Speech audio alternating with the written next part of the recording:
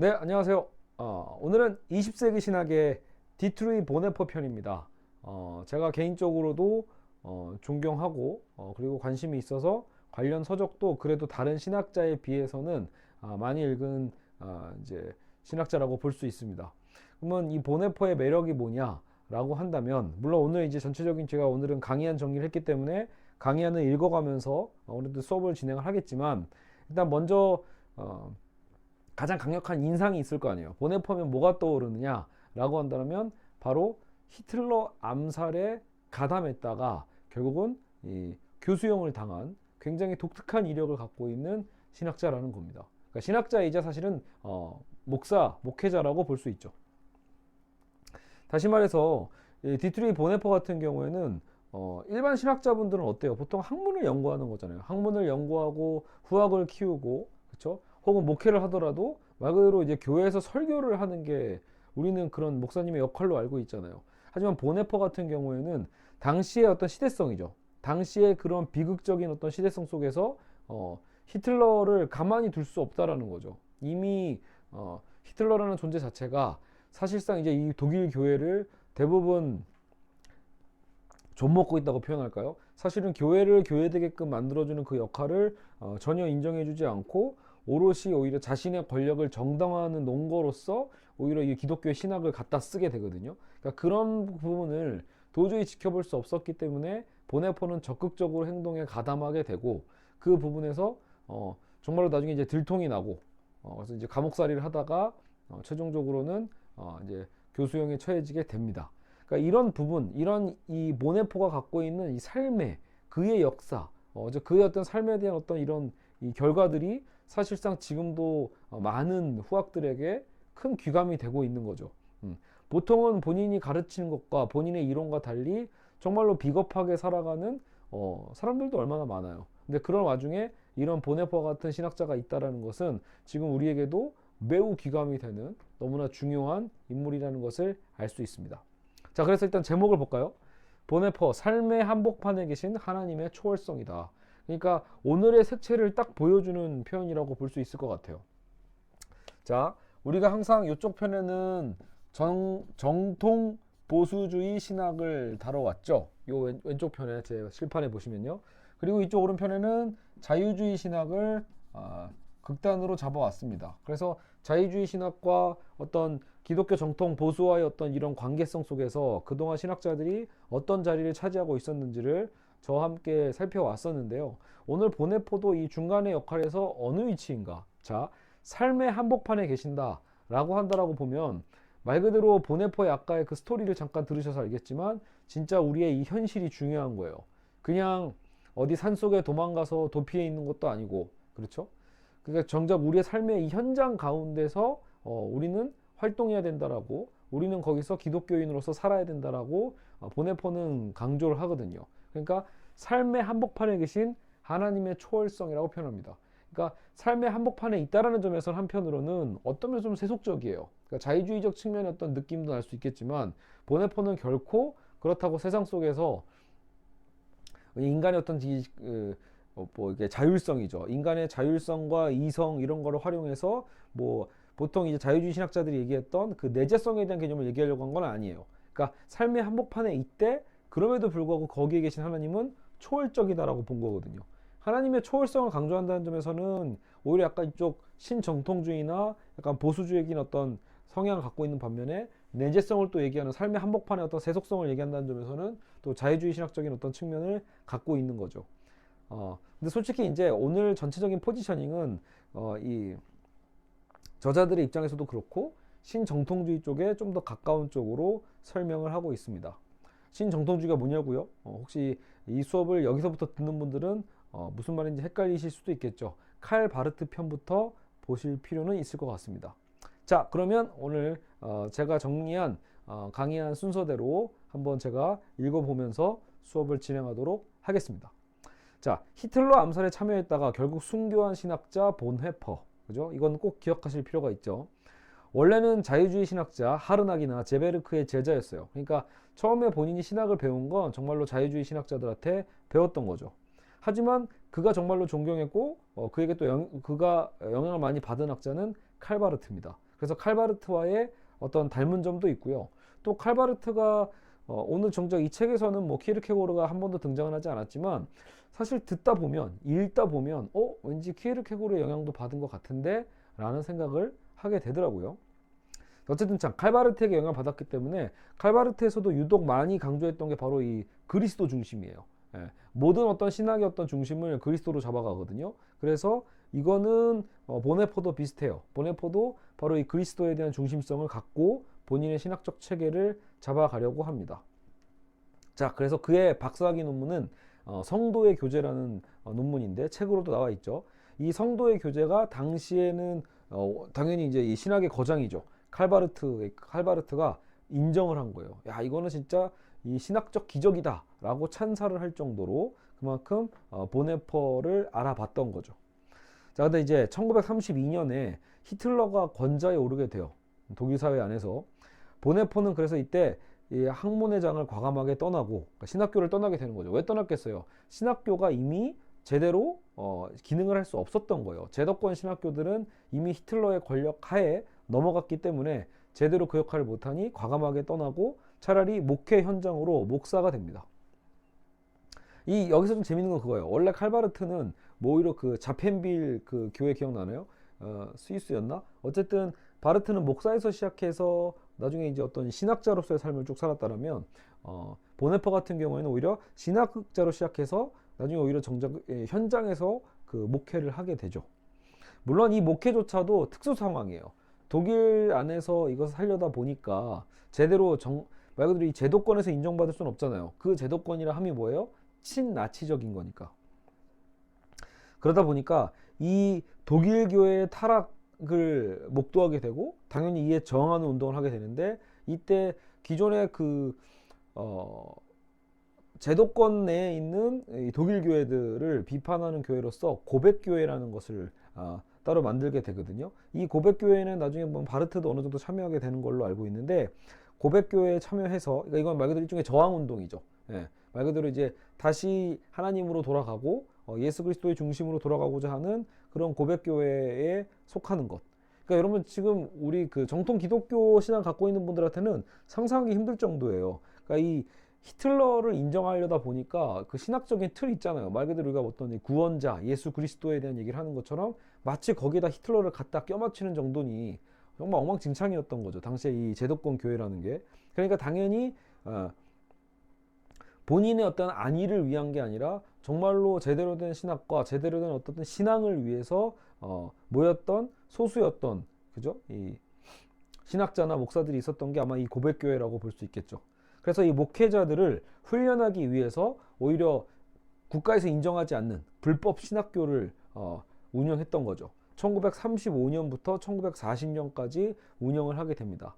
이게 핑켄발데라는 어떤 이 곳에서 하게 되기 때문에 정작 진짜 입으로 발음한 건 처음이에요. 핑켄발데 이상하긴 한데 여기서 어쨌든 그 유명한 저서인 나를 따르라 제자도죠. 나를 따르라와 신도의 공동생활 이 두 개의 또 주저를 집필하게 되죠. 저도 이 두 권은 다 읽어본 것 같아요. 나를 따르라도 한 3번 정도 본 것 같고요. 자, 이건 실제로 어렵지 않습니다. 나를 따르라 책은 정말로 많이 와닿으면서도 읽기에도 또 편한 편이에요. 그러니까 어려운 신학책이 아니기 때문에 충분히 대중적입니다. 그래서 나를 따르라는 한번 꼭 여러분께서도 찾아서 읽어보시면 될 것 같습니다. 다만 다른 것들은 매우 힘들어요. 예. 그러니까 예를 들어 제가 행위와 존재 이런 거 잠깐 읽다가 예전에 포기했던 기억이 나는데 충분히 어려운 책들도 많이 있습니다.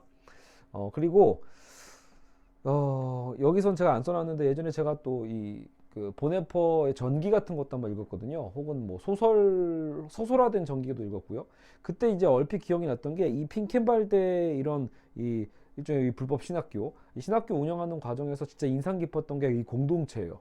그래서 아마 이 책도 썼겠죠. 신도의 공동생활. 그래서 단순히 공동생활을 하자 이 정도가 아니라 제가 그때 되게 인상적이었던 게 여러분 보통 우리는 실생활에서 많은 죄를 짓잖아요. 그러니까 혹은 뭐 생각으로라도 그런 죄에 대한 어떤 부분들까지도 모두가 다 서로 내려놓는. 그러니까 서로가 모두가 다 함께 자신의 죄를 고백하고 그러니까 속이는 거 없이 서로가 서로에게 정말로 투명하게 대하고자 하는 어떤 일종의 나름의 어떤 뭐랄까, 저는 그것도 일종의 혁신이라고 보거든요. 혁신이라고 하는 게 이상한가요? 엄청난 도전이죠. 그러니까 우리는 일상 생활에서 그래도 내가 생각하는 어떤 정신적이고 이런 어떤 죄성에 대한 것들을 다 밝히진 않잖아요. 다 숨기고 어쨌든 어느 정도는 다 가면을 쓰고, 페르소나 같은 가면을 쓰고 우리는 일상을 살아가는데, 아마 여기서 보네포는 되려 서로가 서로에게 정말로 투명해질 수 있는 그런 방법들을 과감하게 한번 시도해 봤던 것 같아요. 제 기억에 그래요. 그 당시 분명 그 책을 읽었을 때 인상 깊었던 장면이었거든요. 자, 여하간 전쟁이 임박하자 친구들의 권유로 39년 결국 미국으로 건너가게 됩니다.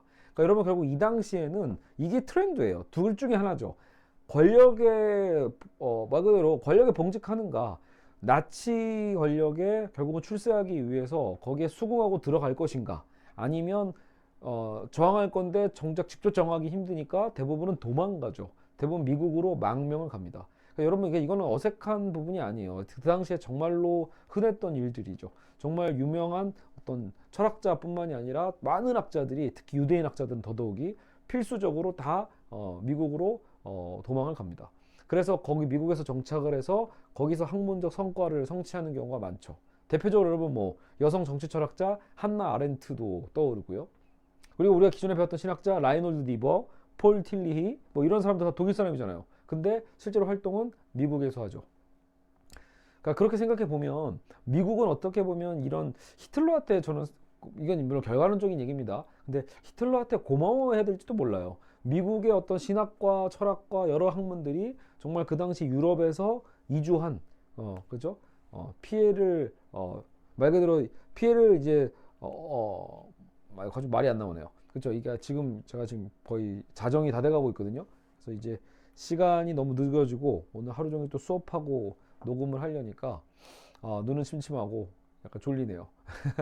근데 여러분 이해해 주시기 바랍니다. 요즘 제가 이제 많이 바쁜 시즌이어서 그럼에도 불구하고 또 약속한 어쨌든 저희 이 진도는 나가야 되지 않겠어요? 그래서 이제 준비한 대로 바로 이렇게 좀 녹음을 하고 있어서, 혹시 제가 하다가 지금 제가 좀 눈이 좀 풀려요. 제가 졸리면 여기 영상 보시는 분은 알겠지만 눈이 제가 그렇게 큰 편이 아닙니다. 작은 편인데 진짜 급격하게 이 피로를 느끼면 막 졸리고 눈이 작아지고 막 이러거든요. 그래도 이해해 주셨으면 좋겠습니다. 자, 마저 할게요. 그렇기 때문에 어쨌든 독일의 나치의 어떤 이 위험, 게슈타포에게 체포되지 않기 위해서 도망갔던 사실 많은 이 천재적인 학자들이 결국은 미국에서 열매를 맺게 되니 얼마나 역사가 또 아이러니합니까? 근데 제가 어쨌든 지금 중요한 거예요. 두 가지로 갈린다고 했잖아요. 아예 그 권력 치하에 있을 건가? 한국으로 치면 뭐 친일파가 될 것인가? 그죠? 아니면 해외로 도망갈 것인가? 이런 거거든요.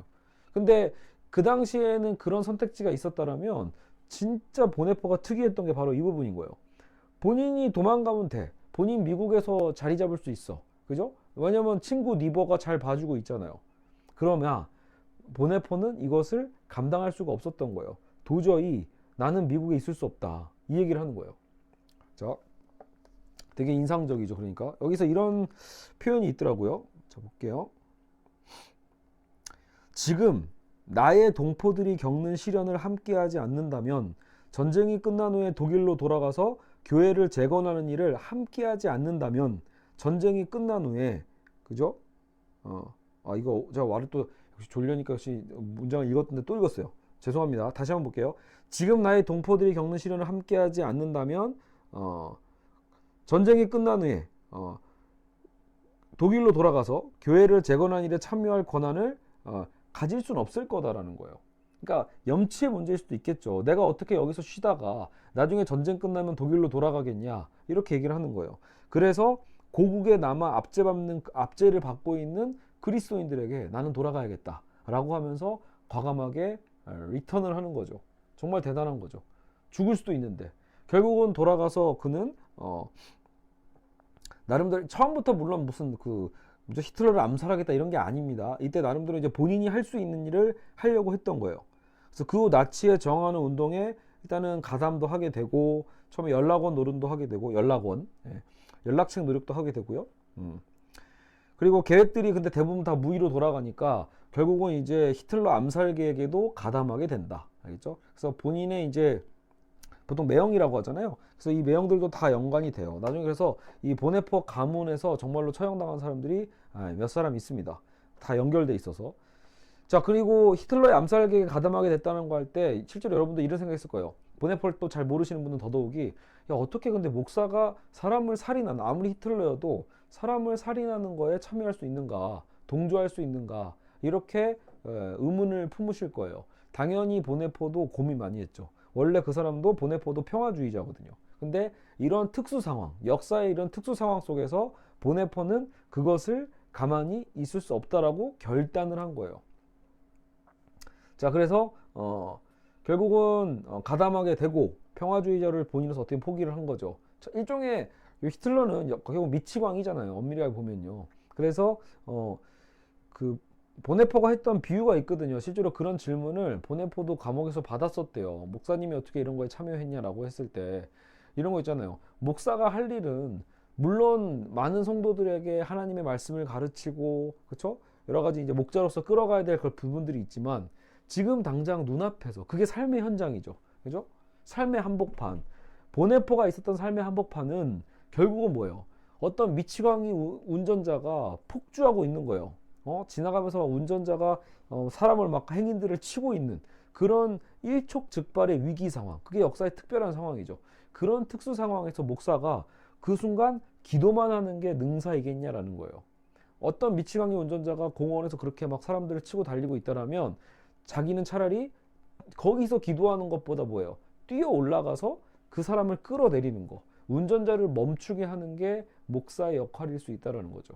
그러니까 일종의 비유죠. 그러니까 그 미치광이 운전자는 히틀러가 될 거예요. 독일을 그렇게 움직이고 있는 히틀러에 대해서 끌어내리고자 하는 결단을 하게 된다라는 겁니다.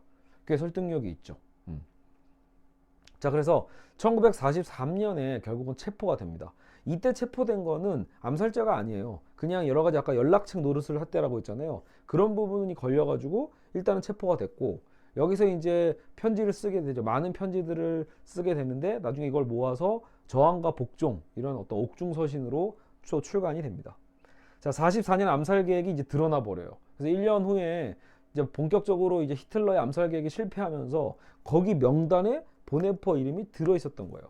그래서 결국은 고문도 받고, 또 1년 후죠. 45년입니다. 여러분 이제 해방이, 한국은 45년 8월 15일에 실제로 이제 일본까지 패망해서 해방이 되잖아요. 독일은 더 진작 이 상태가 종료가 되거든요. 왜냐면 히틀러가 빨리 자살을 하니까. 그러니까 45년 4월 9일에 안타깝게도 처형됩니다. 누가요?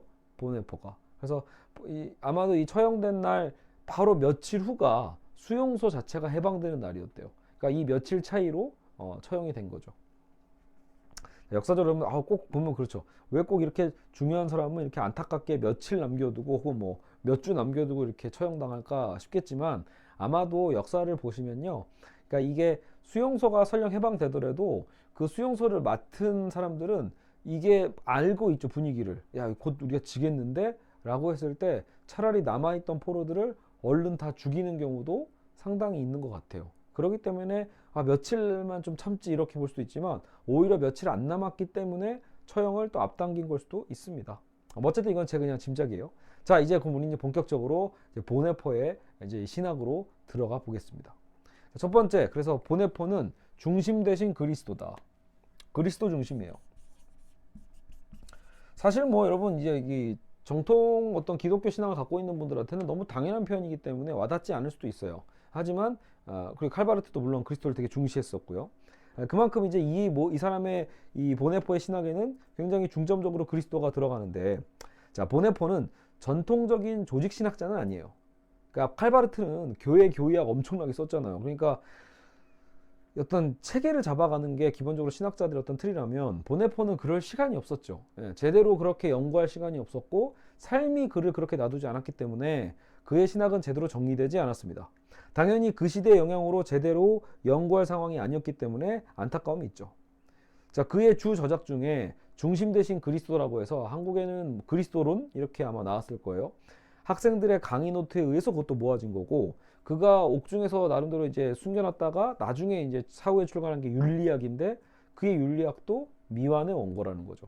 그래서 보네포 전체 신학의 어떤 큰 틀의 방향성을 완전하게 이제 디테일하게 잡을 수는 없고 대체적인 방향성을 이제 그의 수많은 원고와 편지를 갖고 유출을 하는 거죠. 자, 무엇보다 그의 나이 39살, 39살의 젊은 나이에 처형된 만큼 그의 사상은 계속해서 그 역사 안에서도 계속 성장, 발전, 변화 중이었다. 자, 그의 여정은 그래서 세 시기로 나눌 수 있는데 베를린 대학에 젊었을 때 베를린 대학의 교수 시기가 1기고요.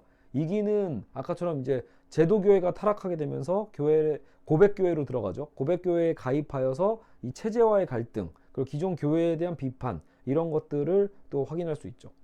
기존 교회와 제도권 교회에 대한 비판은 여러분 그 사실 키에르케고르가 떠오를 수밖에 없어요. 키에르케고르가 철저하게 실제로 그런 교회의 어떤 제도성에 대해서 정말 비판을 많이 했거든요. 자, 그리고 3기. 3기는 이제 당연히 감옥에 있었던 시절이죠. 그래서 결국은 이제 암살에 관여하게 되면서 이제 감옥에서 있었던 시점이 세 번째 시기라고 볼 수 있습니다. 그래서 1기에는 그의 관심사는 교회를 일단 공동체로 보는 게 그의 관심사예요.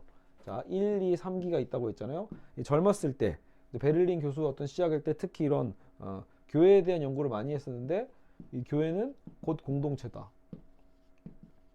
당연한 말 아닌가 이렇게 생각하실 수 있겠지만 이게 좀 달라요. 여러분 그냥 교회 공동체라고 쉽게 표현하지만 정말로 보네포가 얘기했던 건 교회가 정말로 하나의 어떤 이런 뭐죠? 공간이나 모임이나 이런 얘기가 아니란 뜻이에요. 교회 자체가 정말로 인격체다라는 얘기를 하고 있는 거예요. 그렇죠? 그래서 교회 공동체에 대한 것에 포커스를 맞췄고요. 두 번째 2기는 대가를 지불하는 제자도. 이건 무슨 말이냐면 아마 나를 따르라 거기에 대한 얘기일 거예요. 값싼 복음과 그죠? 값비싼 복음을 구분하면서 우리는 그런 대가를 지불하는 제자도를 살아야 된다. 그죠? 이런 거겠죠. 3기는 세상 안에서의 거룩함.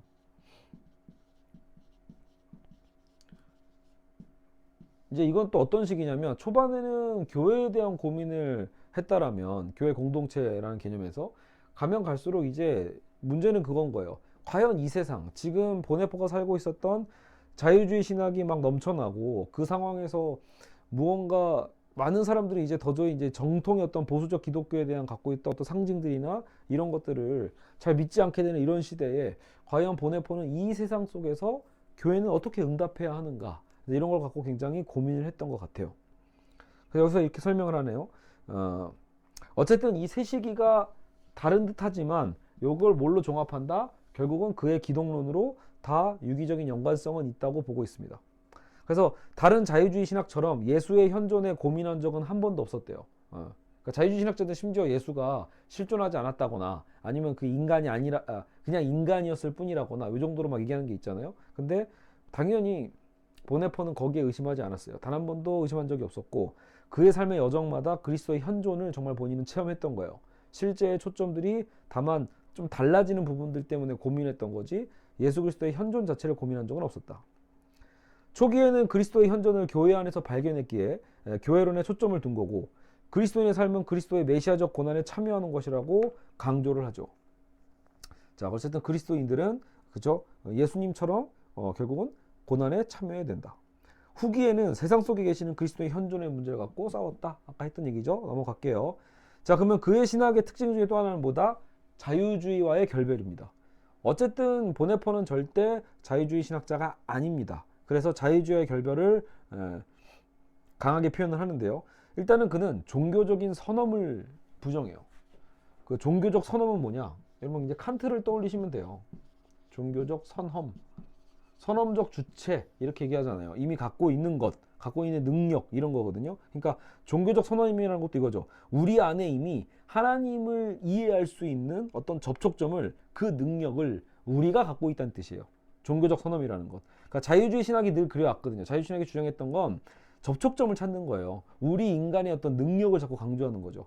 하나님의 전적 능력이 아니라 그래 우리의 종교성이 있다. 우리 안에 이미 이런 종교성이 있어서 우리가 어떠어떠한 일을 겪으면 결국은 신을 찾을 수밖에 없는 그런 접촉점이 우리 안에 있다는 거예요.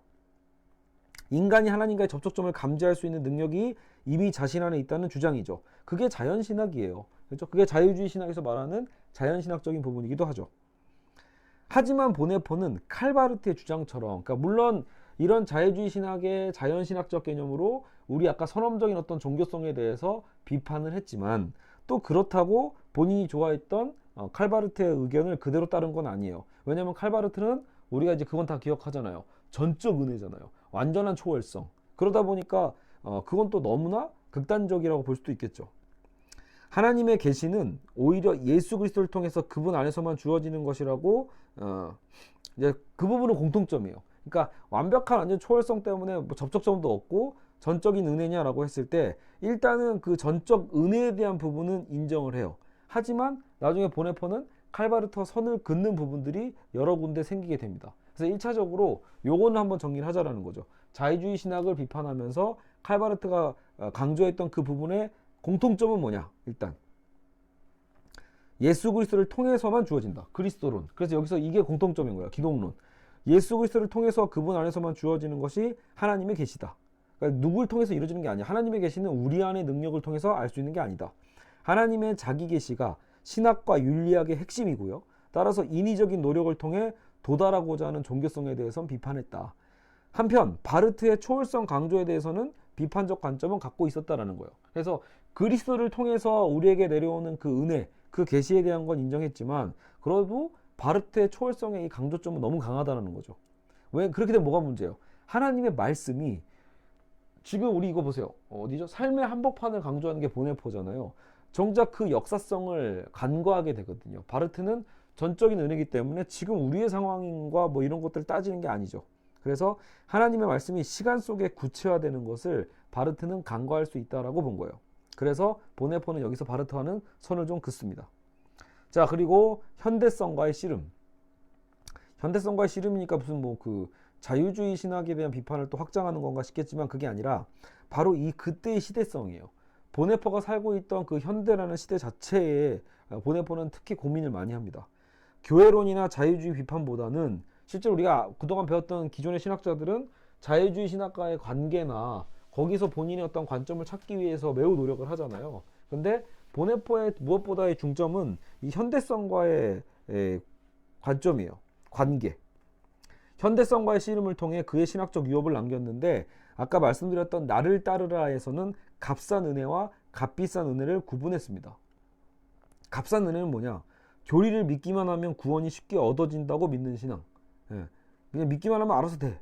관습적인 기독교. 매주 교회만 잘 나가면 돼. 그리고 회개도 회개적 형식을 그냥 하기만 하면 돼. 그러면 나는 자유로워. 이런 식으로 생각을 하는 거죠.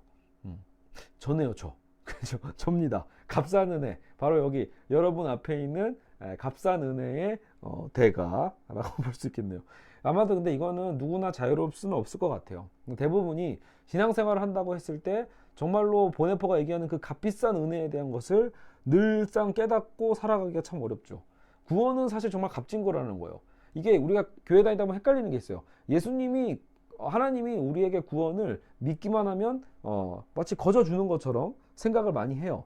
물론 은혜다 보니까 어떤 거저 준다는 표현을 많이 쓰지만 우리가 거저 받았다고 해서 그 예수님의 희생이 절대로 값싼 게 아니라는 거예요. 그건 값비싼 거죠. 왜? 하나님의 아들이잖아요.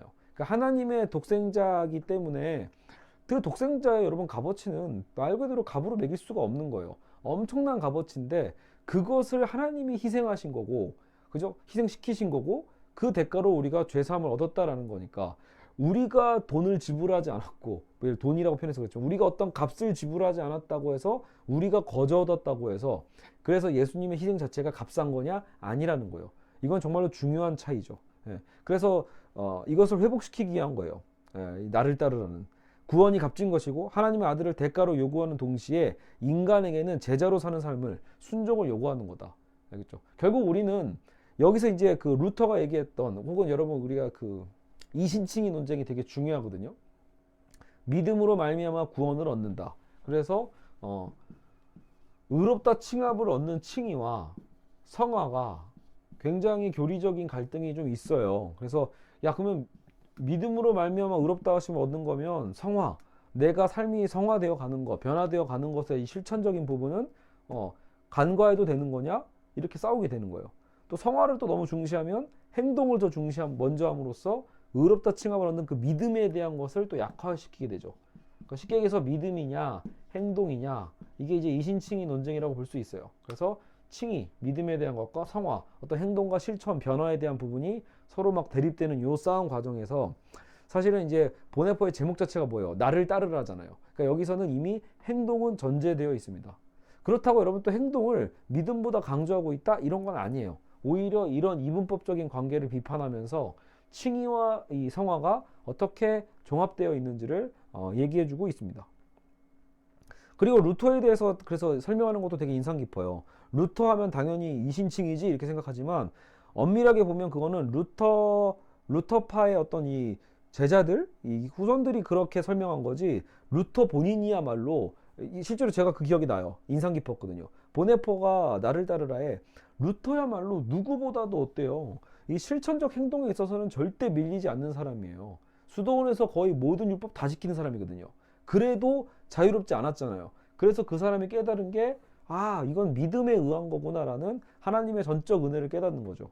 근데 그게 중요하고 그걸 깨달았다고 해서 성화를 무시한 게 아니라는 거예요. 루터는요. 당연히 그건 하는 거죠. 예. 자, 그래서 루터가 수도원에서 나와 세상에 돌아오며 깨달음을 얻었듯이 예수를 따르는 길은 이 세상 속에 있다. 이건 보네포가 되게 강조하는 거죠. 예수를 따르는 길은 어디에 있어요?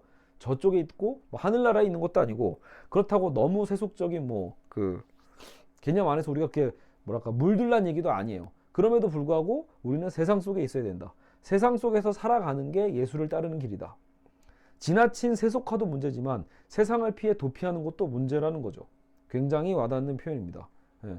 자유주의 신학이 늘어놓는 성숙한 세계라는 것. 당시 그러니까 이 성숙한 세계 이런 표현 자체가 있었나 봐요. 그러니까 자유주의 신학은 그런 우리 세계가 이제는 성숙한 세계이기 때문에 우리의 능력을 믿어야 된다. 우리 어떤 자율적인 힘을 믿어야 된다. 뭐 이런 식으로 얘기를 했던 것 같아요.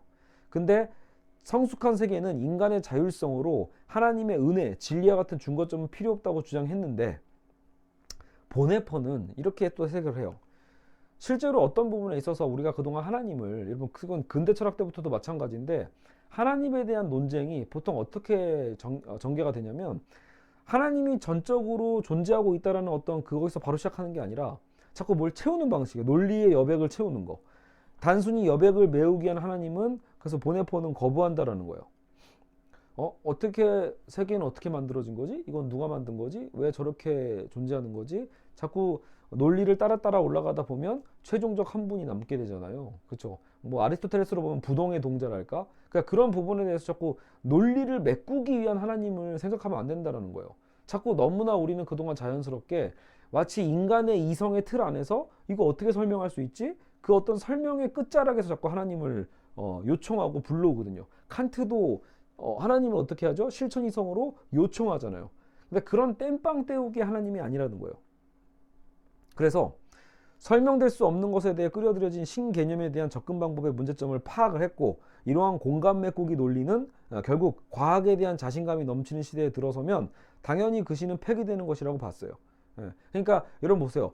자신감의 극단으로 가보세요. 이 자유주의 신학적 개념에서 봤을 때 한편으로 그러니까 시대가 그랬잖아요. 자유주의 신학뿐만이 아니라 인간 이성에 대한 낙관과 인간은 이제 모든 것을 다 알 수 있어라는 그런 과학과 수학적인 낙관 속에서 그 정점을 찍으면 어떻게 되겠어요? 나중에는 야 이제 신에 대한 설명도 필요 없어. 이거는 이제 신이 없어도 충분히 우리의 이성으로 다 확인할 수 있어. 이런 시대가 오는 거라는 거죠. 현대라는 게. 그런 시대가 오면 아예 그러면 신 자체는 필요가 없어지니까 기존처럼 자꾸 논리를 메꾸는 식으로 하나님을 끌어당기는 방식이 결코 좋지 않다라는 점에서 한편으로는 보네포는 그런 시대적 현상을 읽어냅니다. 자유주의 신학자들은 그걸 한편으로 내면화의 전략으로 바꾸는 거예요. 그러니까 하나님이 초월하고 전적으로 우리한테 실제하고 이런 개념으로 설명하려면 과학으로는 설명이 안 되잖아요. 그러니까 차라리 내면화로 숨기는 거죠. 그러니까 그런 자유주의 신학의 어떤 접근법에 대해서도 물론 비판을 하고 있는 거죠. 자, 그래서 신앙 없는 세계에서 존재하는 교회의 존재 의미는 무엇인가? 이게 결국은 보네포에게 매우 중요한 질문이 됩니다. 그러니까 지금 현대성이 어때요? 다들 신앙이 없는 거예요, 이미. 보네포가 있었던 시대에도 정말 많은 사람들이 전적인 어떤 하나님에 대한 그 신앙 체계를 갖고 있지 않았다라는 거예요. 신앙 없는 이 세계 속에서 그럼 대체 교회는 어떻게 존재해야 되는가? 존재 의의는 무엇인가? 이거를 심각하게 고민할 수밖에 없었다라는 거예요. 그렇다고 이 세계 속 인간의 나약함, 추악함을 들춰서 접근하는 것이 아니라 그러니까 예전 접근법은 이런 거거든요. 야, 인간은 죄가 있고 나약할 수밖에 없고 나약하다 보면 결국 신을 찾을 수밖에 없지. 이런 논리적 귀결만으로 접근하는 게 아니라, 그죠? 물론 되게 와닿긴 하는데, 그죠? 보통 그 사형리 전도법 핵심이 그거 아니에요. 우리의 죄성을 깨닫는 거. 근데 지금 보네포는 그런 식의 접근법을 지금 부정하고 있는 것 같아요. 나약함, 추악함을 들춰서 접근하지 말고 성숙한 세계라는 이 세상 자체를 복음에 기초하여 그리스도의 빛 아래서 이해하자라는 거예요. 그러니까 이 성숙한 세계 자체를 뭐 완전히 부정하자, 뭐 이거 자체를 없는 것처럼 여기자가 아니라는 거예요. 이미 있잖아요. 그러니까 이미 있는 그 세계를 자율적 세계라고 해도 결국 기독교적 신앙의 관련 속에서 자기를 인식하지 않으면 진정한 자기 이해가 불가능함을 깨우쳐 주자라는 거예요. 이성에 대한 낙관이 넘치잖아요. 그러면 나에 대한 이해, 내 존재에 대한 이해, 인간에 대한 이해도 다 이성과 자율성으로 해결하려고 하거든요. 그러니까 그런 시대 속에서 그 자체를 인정하면서 그런 주장을, 그러니까 그런 주장의 시대를 받아들이면서 야, 근데 너희 방식대로 가는 건 결코 진정한 자기 이해가 되지 않아. 결국은 그리스도를 통해서 가능하지 라는 것을 직접적으로 대면하고 가르쳐 주자라는 거예요. 자, 그래서 보네포 신학에서 굉장히 특이점이 뭐냐면 종교성이 없는 기독교라는 것. 종교성 없는. 아니, 기독교는 종교인데 종교성이 없다는 얘기가 뭐야? 라고 하실 수 있겠지만 이미 아까 저희가 제독교회를 비판했잖아요. 그러니까 독일 히틀러 치하에서 독일의 많은 교회들이 대다수가 그렇게 제도권으로 넘어가서 결국은 나치에 부역하는 신학을 하게 되잖아요. 그러니까 그런 현상을 봤을 때 그게 종교성이라는 거예요. 기독교는 그래서는 안 된다라고 오히려 보네포는 선을 긋는 거죠. 이걸 되게 잘 이해해야 됩니다. 왜냐하면 나중에 보네포 사후에 사신신학이라고 해서 오히려 기독교 없는 어떤 뭐 종교 없는 어떤 기독교 얘기를 하면서 정작 나중에 하나님의 죽음까지 얘기를 합니다. 극단적으로 신은 죽었다. 마치 그런 얘기를 공공연하게 오히려 신학자들이 하게 되는 이상, 제가 보기엔 코미디 같은 상황이거든요. 그래서 그런 부분까지 나오는 걸 보면 이 부분을 제대로 이해해야 돼요. 보네포가 강조했던 이 종교성이 배제된 기독교다라는 것은 말 그대로 우리 인간의 종교성은 기독교뿐만이 아니잖아요. 그런 인간의 나약함들이 하나의 어떤 이런 형식과 어떤 이런 것들을 만들어내거든요. 거짓 종교가 난무하는 상황에서 진정한 기독교 신앙을 제시하고자 하는 방편이라는 거예요. 오히려 되려 인간은 종교성을 타고났다는 기존의 변증학적인 종교성을 또 비판합니다.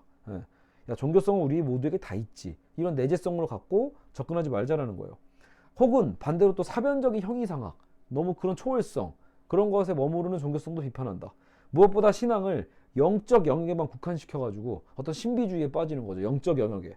신앙을 개인의 그래서 사물화로, 나의 어떤 그 사물적인 도구로서 만드는 행위를 비판했다라고 나옵니다.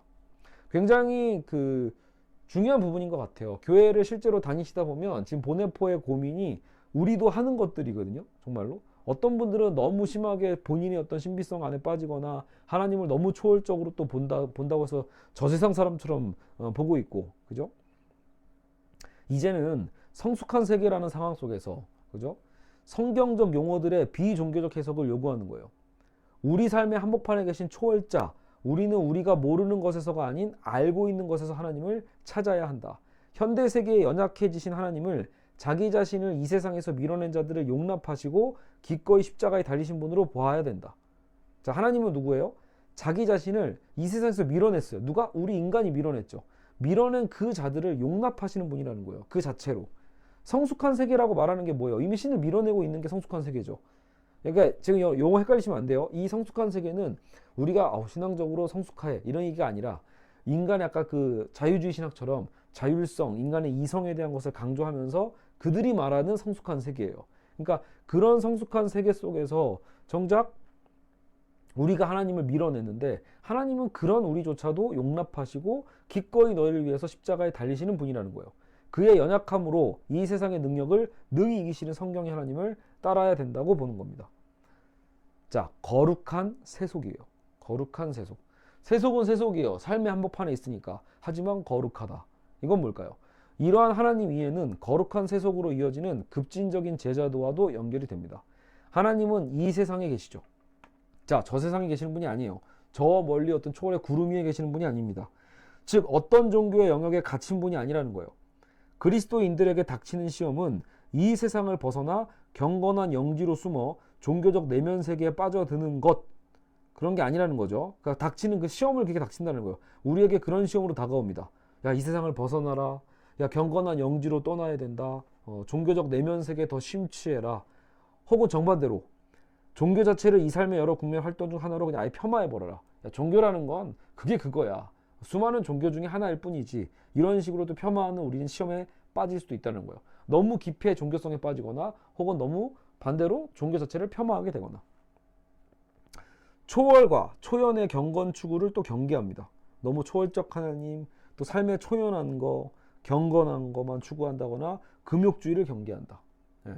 그러니까 어떻게 보면 한편으로 역시 보수주의 신학의 어떤 단점들을 비판하고 자유주의 신학의 어떤 단점의 부분들을 비판하고 있음을 알 수 있습니다.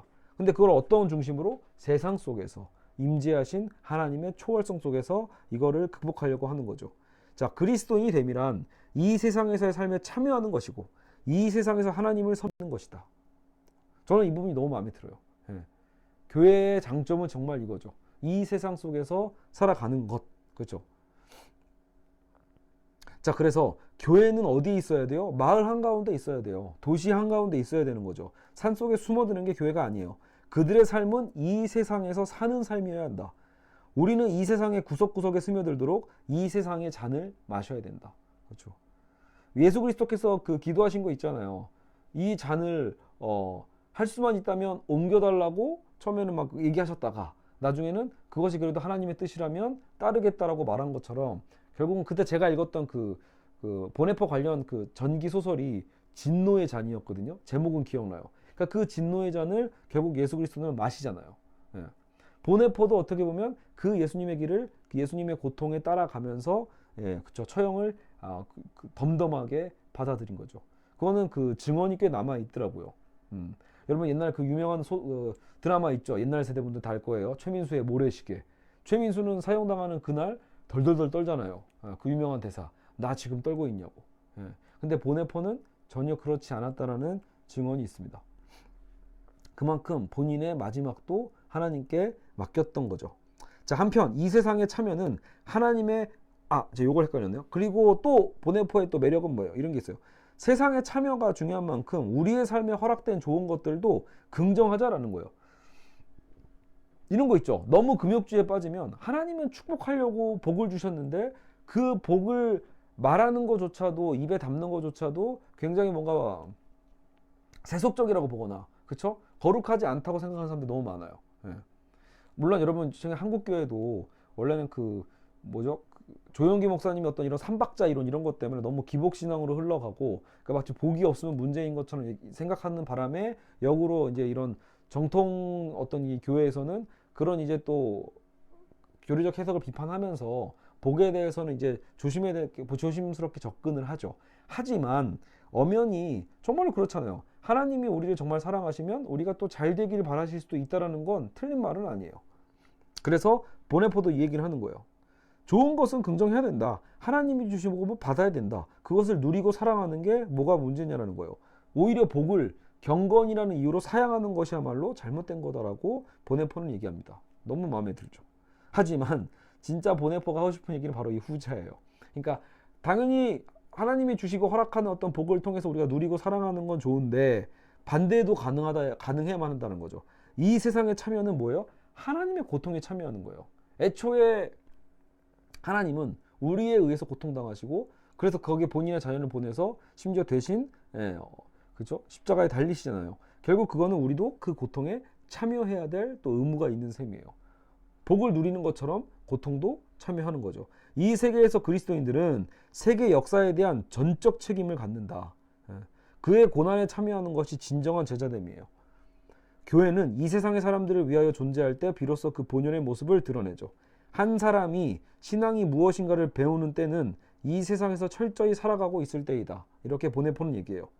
그는 자신을 어떤 종교적 존재, 가령 성자라든가 회심한 죄인, 성직자라 하던가 의인, 불의한 자, 병든 자, 건강한 자 같은 이름으로 부르려는 여하한 시도도 모두 배격하라는 거예요. 왜 아까 보네포는 그런 종교성을 비판하고 있잖아요. 그러니까 그런 말에 너무 물들지 말라는 거예요. 그게 중요한 게 아니라는 거죠. 종교적 너울을 벗어버리는 바로 이것. 즉 자기에게 주어진 삶을 태연히 살아가는 것이 내가 말하는 세속의 의미다. 바로 이러한 삶 속에서 우리는 우리의 삶을 철저히 하나님의 품으로 내던져 이 세상에서 그의 고통에 함께 참여해야 하는 것이다. 자, 그렇다고 보네포의 제자도가 고전적 기독교의 경건을 또 뒤엎는 건 아니에요. 뭔가 이렇게 자꾸 삶 속에 있어야 된다, 세속 속에서 우리가 무언가 참여해야 된다 이러다 보니까 기독교적인 어떤 경건에 있어서 타락하라는 얘기는 아니라는 거예요. 오해하시면 안 돼요. 세상 속에서 부도덕하라는 얘기도 아니고 욕망이 탐닉하는 삶을 살라고 하는 것도 아닙니다. 이 세상에서 하나님의 고통에 참여하기 위해 자기 자신의 한계를 넘어갈 것을 요구하는 거예요.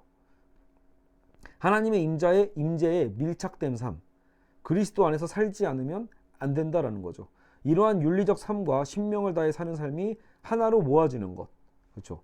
아까 우리의 고통에 참여하는 어떤 윤리적인 삶이자 그러면서도 즐겁게 신명을 다해 사는 삶이 하나로 모아지는 삶, 모아지는 것. 그리스도는 인간을 선하게 할 뿐 아니라 강하게도 하신다는 걸 잊지 말으셔야 됩니다. 자, 이제 마무리 쪽입니다. 궁극자와 제2궁극자를 보네포는 나누고 있는데 영원한 실제가 궁극자겠죠. 즉 하나님이 궁극자겠죠. 하나님은 궁극적이다 라고 하는 거니까 궁극자죠. 근데 이 세계는 뭐예요? 제2궁극이에요. 예, 아무래도 좀 그냥 궁극, 근원이라고 할 수는 없잖아요. 제2궁극자. 이걸 구분을 하는데 영원한 실제가 궁극자라면 제2궁극자는 현재 세계죠. 마치 뭐 플라톤의 이데아론 같네요. 그러나 이제 여기서 핵심은 뭐냐면 플라톤은 그런 우리의 어떤 세계 자체를 뭔가 부정한다라면 오히려 보네포에게는 이 세계가 굉장히 중요한 거예요. 연관관계가 있기 때문에 제2궁극자인 세계를 완전히 배격하거나 전적으로 인정하는 이중적 실수를 피해야 된다. 그렇죠? 세계를 예전에 부정했던 거는 실제로 플라톤적인 측면이 좀 없잖아 있죠. 근데 그런 것도 잘못됐고 그렇다고 또 너무 세상 속에 끌어안는 것도 문제고 알겠죠? 제2궁극자인 만큼 그걸 완전히 끌어안는 것도 문제가 있죠. 그리스도인은 제2의 궁극적 세계에 전적으로 속한 자들처럼 살되 누가요? 우리요. 그리스도인들은 전적으로 속한 자들처럼 살되 충실하게 그 가운데서도 그리스도가 이 세상의 주인이라는 점을 명심하고 매일의 삶 속에서 하나님의 역사를 드러내야 된다. 매일의 삶 속에서 하나님의 역사를 드러내라는 거죠. 세상 속에서 살면서 하나님의 의도를 바라보며 이 세상에 참여하는 것.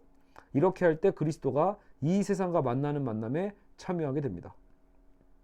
자, 한편으로 은밀한 제자도라는 것 개념도 잠깐 설명을 하고 있는데 이 부분은 저자도 예측하고 있는 거예요. 그러니까 왜냐하면 스탠리 그랜츠도 아까 직접적으로 정확하게 뭔가 보네포가 정리해 놓은 게 아니기 때문에 그런 거죠. 이 세상에서 그리스도인으로 살기 위해서는 은둔성이 있어야 된다. 그래서 은밀한 제자도. 그러니까 튀란 얘기가 아니라는 거예요. 바리새인처럼 광장에서 기도하라는 게 아니겠죠. 은밀함, 은둔성이 있어야 된다. 이 세상에서 유독 자신을 의식할 필요가 없고 다른 사람들 앞에서 스스로 전시하려고 해서도 안 된다. 오히려 하나님이 그분의 감추인 실제를 드러내실 수 있도록 자리를 마련해 드려라. 하나님의 자리를 드리는 거지 우리가 그 세상 속에서 살라고 해서 세상 속에서 우리들이 나는 거룩한 자라고 튀면서 돌아다니는 얘기가 아니라는 거죠. 핀겐발대의 신앙공동체 집단적 경건 생활을 통해서 은밀한 제자들을 추구했고 동시에 세상 참여의 지지 근거도 마련했다고 볼 수 있습니다. 물론 이제 혹자의 비판자들은 이 핀겐발테 신앙공동체 생활을 통해서 솔직히 보네포는 오히려 약간 어느 정도 좀 도피성 있는 거 아니냐, 뭔가 이상 공동체 있잖아요. 자기들끼리만 살고 자기들끼리 안에서 많은 걸 나눴기 때문에 그런 어떤 또 다른 어떤 분리 개념 아니냐라고 오해하는 분들도 있는데 결코 그렇지 않다는 겁니다. 엄연히 세상 참여가 중요하죠. 그리스도인은 제2궁극적 세계에 살면서 다른 사람에게 봉사하는 삶을 살아가야 됩니다. 문제는 다른 사람을 사랑하는 그 능력이 어디에 있죠? 우리의 힘이 아니라는 것. 자신의 힘이 아닌 하나님의 은혜에 기인한다는 것을 우리는 고백해야 되는 거죠. 한편 아까 자유주의 신학에서 얘기했던 이 성숙한 세계라는 맥락에서 기존 교회가 구시대적 범주에 묶여 종교성에 계속 매달린다면 은밀한 제자들은 이를 대체할 방법이 될 수 있겠죠. 교회가 계속 질척거리는 거예요. 어떻게 보면 종교적 제도와 부를 축적하고 건물을 더 올리려고 하고 그저 그 종교성의 어떤 특혜만 얻어내려고 하고 있다라면 사실 이렇게 우리는 눈에 띄지 않는 은밀한 제자도로서 이런 일종의 은둔성이 나름대로 대체가 될 수도 있겠죠. 모르죠. 이건 뭐 제가 또 함부로 얘기하면 안 되는데 나중에 보면 그 일본에서 또 우찌무라 간조 이런 분들은 그래서 무교회주의 이런 걸 만드는 이유가 한편으로 다 이런 흐름의 어떤 영향을 받은 걸 수도 있지 않을까 생각은 듭니다. 어쨌든 잘 모르는 거니까 패스. 자, 마지막 초월성. 자, 어쨌든 우리는 오늘 이 책에서 20세기 신학에서 보네포의 위치는 초월성의 위치에 있고, 한편으로 칼 바르트와 같은 비슷한 계열에서 신정통주의 어떤 흐름으로도 해석해 볼 수 있습니다. 물론 아까 바르트와도 다른 점이 있다고 했죠. 보네포는 신정통주의 신학자들처럼 아까처럼 칼 바르트처럼 초월성을 확립하고자 했어요. 그럼에도 그의 초월성은 바르트처럼 인간 세계에 돌입해오는 그런 말씀과 달랐다. 저 세계에서 인간 세계로 탁 돌입해오는 말씀이 아니라 그에게 초월하신 하나님은 이미 어디에 있어요? 이 세상 가운데 계셔요. 이 세상 넘어, 근데 중요한 이중성이라는 거죠. 이 세상 가운데 계시면 그러면 원래 내재성 아닌가요? 이렇게 물론 반박할까봐 동시적이라는 거예요. 이 세상 가운데 계시지만 그럼에도 이 세상 너머에 계시는 이고 초월적이다. 제2의 궁극적 세계에 의미를 부여하는 궁극자의 실제. 신자나 교회로 하여금 이 세상 존재하는 사명을 감당하도록 지탱해 주시는 은밀한 제자도로 나타나시는 분이라는 거죠. 자, 그래서 보네포의 말입니다. 초월이란 우리가 범접할 수 없고 우리의 힘으로 미칠 수 없는 과업들을 말하는 것이 아니라 우리가 손을 내밀면 닿을 수 있는 가장 가까운 곳에 계시는 당신이다. 그게 초월이라는 거예요. 다른 어떤 종교에서처럼 동물의 모습이나 어떤 추상적인 형태의, 즉 절대적이거나 형이상학적이거나 무한한 어떤 그런 동물 등의 모습이 아니라, 또는 히랍 신화의 자율적 인간의 신인도 아니라는 거예요. 신이자 인간이 어떤 그런 자율적 인간의 히랍 신화의 어떤 이상한 괴물 같은 그런 게 아니라는 거예요. 그는 하나님이라는 거죠. 인간의 모습으로 오신 하나님이고 다른 사람들을 위하여 존재하는 인간. 자, 여러분 여기서 타자성이 되게 중요해요. 오늘 이 스탠리 그랜츠에서는 우리나라 말로 이 타자성 개념이 안 나왔지만 사실 뭐예요? 교회라는 건 타자를 위한 교회입니다. 우리를 위한 게 아니라 우리 또한 타자를 위한 기독교인이 돼야 된다는 거죠. 그걸 위해 존재하는 인간이고, 왜냐하면 예수님이 그런 삶을 살았으니까 십자가에 달리신 분이라는 것을 우리는 기억해야 됩니다. 자, 끝났습니다. 보네포는 자기의 신학을 집대성하지 못했지만 아까 처음에 말씀드렸듯이 그의 처절한 삶과 죽음 자체가 그의 신학적 주제를 체현한 거다. 몸으로 이미 보여줬다라고 볼 수 있어요. 이 세상 속에서 하나님의 고난에 진정으로 참여하는 급진적 제자주의 삶, 이 과업을 어쨌든 완수하기 위해서 본인은 희생을 한 거죠. 그리고 역시 우리도 그런 보네포의 가르침을 통해서 좋은 영향을 받고 있는 것이고요. 알겠죠? 자, 그래서 우리는 히틀러의 암살 계획에 참여했다가 결국은 39살이라는 젊은 나이에, 그러다 보니까 오히려 되려 천재 신학자라는 뭐죠? 라고 불리기도 합니다. 젊었을 때 그래도 정말 많은 나름대로 집대성이 되진 않았어도 정말로 많은 것들을 가르쳐주는 신학적인 어떤 틀들도 있었으니까요. 자, 그래서 오늘 우리는 보네포 편을 다뤄봤습니다. 그래서 이제 이 보네포가 나중에 사신신학이나 뭐 어떤 세속주의의 어떤 신학에 대한 여러 가지 어떤 흐름들을 가져오긴 하는데, 사실상 제가 읽어보니까 보네포가 추구했던 그것과는 전혀 다른 흐름이 나온 것 같아요. 그래서 그 부분들은 여러분이 나중에 참고적으로 따로 읽어보시고요. 그리고 읽고 그냥 넘어가시면 될 것 같습니다. 그래서 우리는 오늘로써 일단 보네포 편을 마무리하고, 그리고 이제 다음으로 또 새로운 어떤 신학적 개념으로 신학자를 또 만나보도록 하겠습니다. 아마 다음 편이 제가 지금 책을 안 갖고 있는데 희망의 신학자 불트만이 아니라 몰트만일 겁니다. 근데 저도 아직 몰트만 전혀 몰라요. 그래서 시간 되는 대로 저도 다시 또 공부하고 정리해서 다시 뵙도록 하겠습니다. 네, 여러분 오늘도 1시간 가까이 귀한 시간 내주셔서 감사합니다. 보네포와 같은 실천적이면서도 삶의 중심 속에서 예수 그리스도를 따라가는, 혹은 값싼 은혜가 아니라 값비싼 은혜를 실제로 깨달으면서 세상 속에서 당당하게 살아가는 그런 그리스도인들 분들이 됐으면 좋겠습니다. 네, 여러분 다음 시간에 뵙겠습니다. 너무 졸리네요. 안녕.